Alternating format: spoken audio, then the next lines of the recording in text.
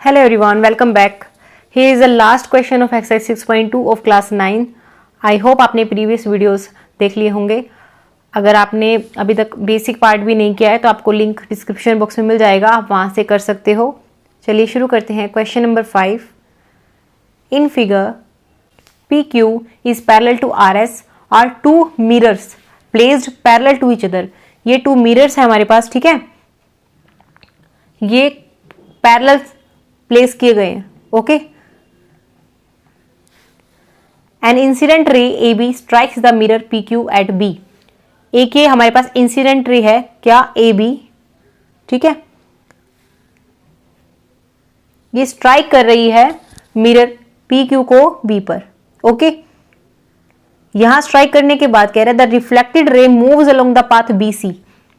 ये जो है along the path B C move करती है आफ्टर रिफ्लेक्शन, और यहां जैसे ही टकराएगी ये कह रहा है कि अगेन ये भी मिरर है तो अगेन रिफ्लेक्शन होगा, तो यहां से रिफ्लेक्ट कर कह रहा है कि strikes the mirror R S at C. तो आर एस मिरर पर यहां स्ट्राइक करेगी, ठीक है, सी पॉइंट पर, और अगेन स्ट्राइक करने के बाद रिफ्लेक्ट हो जाएगी अलोंग सी डी. ओके. तो एक सिंपल सा क्वेश्चन गिवन है हमें. पी क्यू और आर एस टू मिरर्स जो है वो प्लेस किए गए हैं पैरेलल टू ईच अदर, ठीक है, और जो इंसिडेंट रे है वो यहाँ रिफ्लेक्ट करती है. रिफ्लेक्ट करने से इस बात को फॉलो करेगी. अगेन सामने एक और मिरर रखा है तो उससे स्ट्राइक करके फिर से रिफ्लेक्ट हो जाएगी और इस बात को फॉलो करेगी, ठीक है. ये हमारे पास गिवन है, जो भी हमें दे रखा है एक कंडीशन, ठीक है. हमें प्रूव क्या करना है कि जो ए बी है वो पैरेलल होगा सी डी के, यानी जो इंसिडेंट रे है वो रिफ्लेक्टेड रे के पैरेलल होगी. हमें ये प्रूव करना है. Okay. A B is the incident ray and C D is the reflected ray. अगर आप साइंस स्टूडेंट्स हो तो आपने इस टाइप का क्वेश्चन किया होगा साइंस में, ठीक है, तो आपको और इजीली समझ आएगा. वहां प्रैक्टिकल भी होता है इस चीज का, ठीक है. तो देखिए आप इसको सोल्व कैसे करोगे. हमें प्रूव करना है कि जो लाइन ए बी है वो सी डी के पैरेलल है, ठीक है. तो लाइन ए बी और सी डी को पैरेलल दिखाने के लिए हमें क्या करना पड़ेगा, हम एक परपेंडिकुलर ड्रॉ कर लेते हैं, ठीक है. एक ये परपेंडिकुलर ड्रॉ कर लेते हैं. ओके. इसको हम नाम देते हैं M and this is N. Okay. तो हमने कंस्ट्रक्शन किया ना अगेन, तो हमें लिखना पड़ेगा construction B M is perpendicular to P Q and C N is perpendicular to R S. Okay. हमने ये कंस्ट्रक्शन की है. अब देखिए कंस्ट्रक्शन करने से क्या हुआ, हमें ये टू लाइंस को पैरेलल प्रूव करना है, तो हम इनके अगर एंगल्स में रिलेशन निकाल लेते हैं, I mean, अगर ये एंगल इस एंगल के इक्वल आ जाता है तो ये लाइंस पैरेलल हो जाती हैं अल्टरनेट एंगल की फॉर्मेशन की वजह से, ठीक है. क्योंकि लाइंस पैरेलल होती हैं तो ये अल्टरनेट एंगल्स होते हैं. Okay.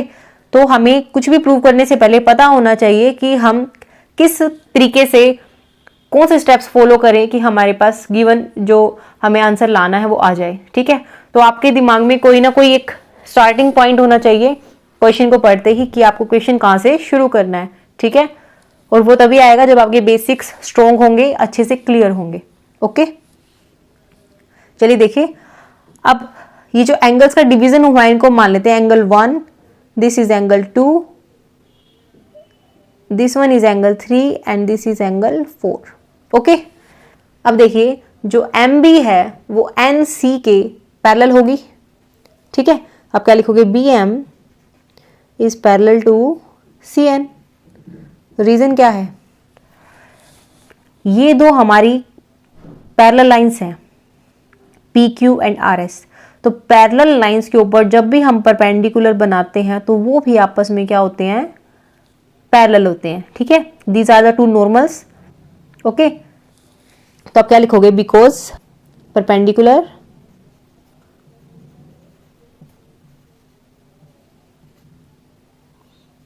Drawn on parallel lines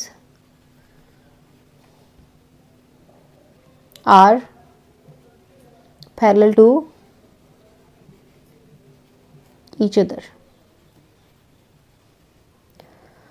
जो भी हम कुछ लिख रहे हैं हमें साथ में रीजन जरूर देना है, ठीक है. जो एंगल 1 है वो एंगल 2 के इक्वल है, ऐसे ही एंगल 3 एंगल 4 के इक्वल है. रीजन क्या है, एंगल ऑफ इंसिडेंस हमेशा एंगल ऑफ रिफ्लेक्शन के इक्वल होता है, ठीक है. तो आई मीन जिस एंगल से लाइन किसी सरफेस पर टकराएगी वो जो एंगल की फॉर्मेशन होगी नॉर्मल के साथ, यानी ये परपेंडिकुलर जो है वो हमेशा रिफ्लेक्ट होने के बाद भी नॉर्मल के साथ सेम एंगल की फॉर्मेशन करेगी। ठीक है, ये आपके साइंस में टॉपिक आता है। तो आप क्या लिखोगे, angle 1 is equal to angle 2 and angle 3 is equal to angle 4 because law of reflection. Reflection का लॉ होता है ये क्या, कि angle of incidence is equal to angle of reflection. Incidence का जो एंगल होगा और जो रिफ्लेक्शन का होगा वो सेम होगा। ओके, अब देखिए एंगल जो 2 है वो एंगल 3 के इक्वल होगा। BM जो है वो NC के पैरेलल है। इन दोनों लाइंस के पैरेलल होने से ये ट्रांसवर्सल की तरह एक्ट करेगी और ये वाले जो दो एंगल होंगे ये अल्टरनेट इंटीरियर एंगल्स बन जाएंगे। ठीक है, तो and angle 2 is equal to angle 3, क्यों, अल्टरनेट इंटीरियर एंगल्स। ओके, अब देखिए 1 2 के इक्वल है, 2 3 के इक्वल है और 3 4 के इक्वल है। तो इन सभी की हेल्प से हमारे पास क्या आ जाएगा, angle 1 is equal to angle 2 is equal to angle 3 is equal to angle 4। ये सभी एंगल्स आपस में इक्वल हो जाएंगे। तो अगर इक्वल हैं तो हम क्या ऐसे लिख सकते हैं, एंगल 1 प्लस एंगल 2 कर दें तो क्या इक्वल आ जाएगा एंगल 3 प्लस एंगल 4 के, हो जाएगा ना। इन दोनों का सम इन दोनों के सम के इक्वल आ जाएगा क्योंकि सारे इक्वल ही हैं आपस में। ठीक है, तो सेम क्वांटिटी ऐड कर रहे हो आप दोनों में तो सेम ही रहेंगे। तब देखिए ये एंगल इस एंगल के इक्वल हो गया, तो इसको आप क्या लिख सकते हो, angle ABC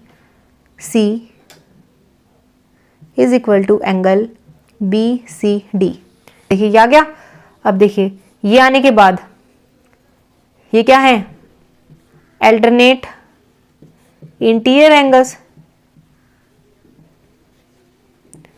which implies alternate interior angles अगर हैं ये, तो इसका मतलब इन दोनों का सम इक्वल होने से हमारे पास क्या आ गया, AB is parallel to CD। ठीक है, यही हमें प्रूव करना था। तो देखिए काफ़ी आसान क्वेश्चन था। अगर आपको बेसिक सी नॉलेज है एंगल ऑफ इंसिडेंस और एंगल ऑफ रिफ्लेक्शन के बारे में तो आप क्वेश्चन इजीली सोल्व कर पाओगे। तो इस क्वेश्चन के साथ आपकी एक्सरसाइज 6.2 कंप्लीट हो गई है, साथ ही चैप्टर 6 भी कंप्लीट हो गया है जिसका नाम है lines and angles. I hope आपको ये वीडियो समझ आ गई होगी।